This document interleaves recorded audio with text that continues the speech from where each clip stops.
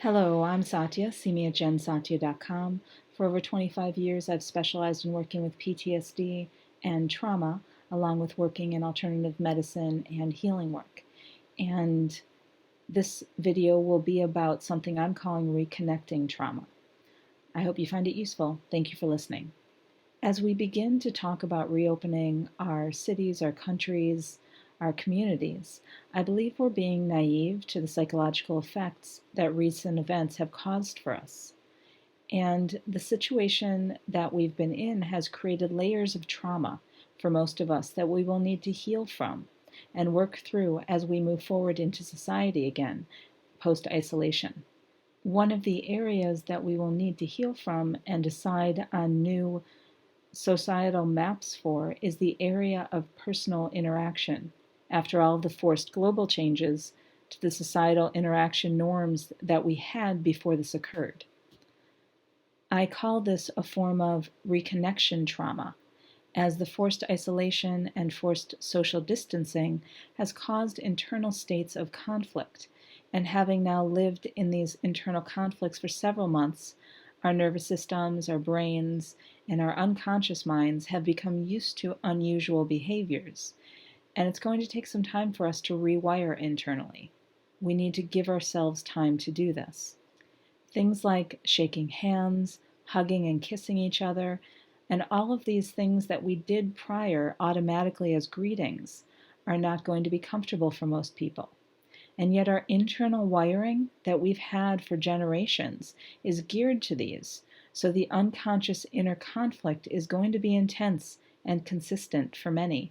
And we need to become aware of this and find ways to work through it and talk about it in our communities and with each other. There are three things that we can begin to ask ourselves around this uncertainty within social interactions that I feel would be useful to start to consider as we move forward. First of all, if we're going to be continuing forward with the uncertainty that currently exists around whether or not social interactions are safe, we need to make some decisions for ourselves on what we feel our boundaries need to be and determine how we will discuss these with those we come in contact with. Something that can be done, for instance, within companies and small businesses where there are multiple employees present, is to have some communications at the start of a workday on what people are comfortable with and what they're not comfortable with so that everyone on your team can voice their concerns. And this isn't a one-time deal. This is something to continuously check in on because as we move forward, as more information comes out, those boundaries are going to change.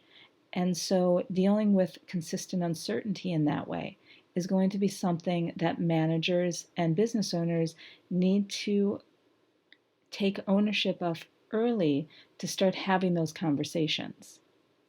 Second, we might need to put a limit personally on the number of people that we feel comfortable having social interactions with to begin. Just to begin, as the unconscious mind can really only handle so much stress at once, and things are going to be going on for you and you're going to be having feelings when you start having social interactions with people after so much isolation.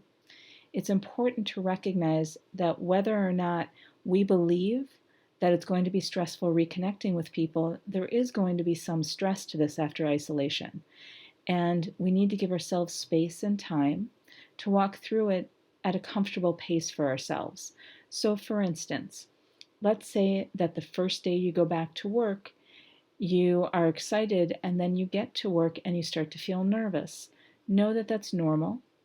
And again, we need to set some healthy boundaries for ourselves and voice those to those we come in contact with.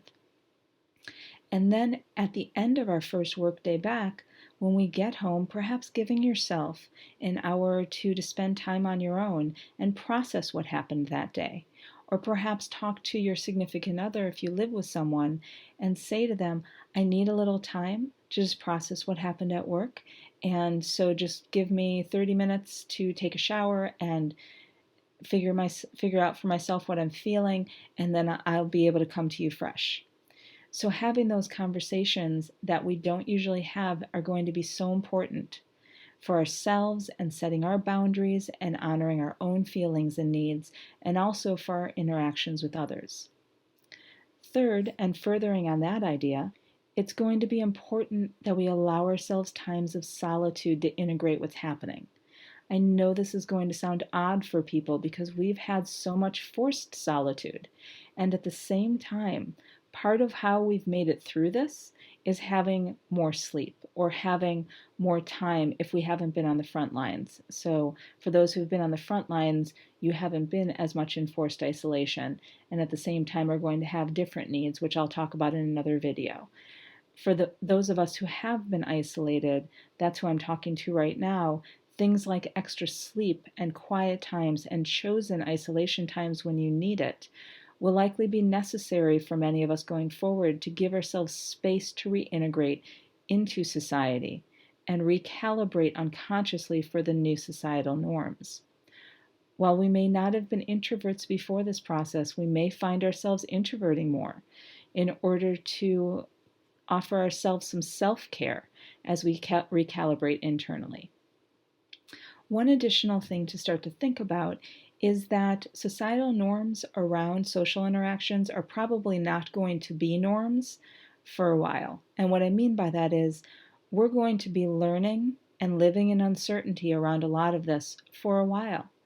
And knowing that, we need to give ourselves some self-compassion and have compassion for others and recognize that if someone that we come in contact with has a reaction to us getting close to them, that it's not about us, that it's about everything they've been through, and recognize that they're just struggling, as all of us are right now, with how to do this in a way that we can come back into some form of community together and recognize that we're all healing.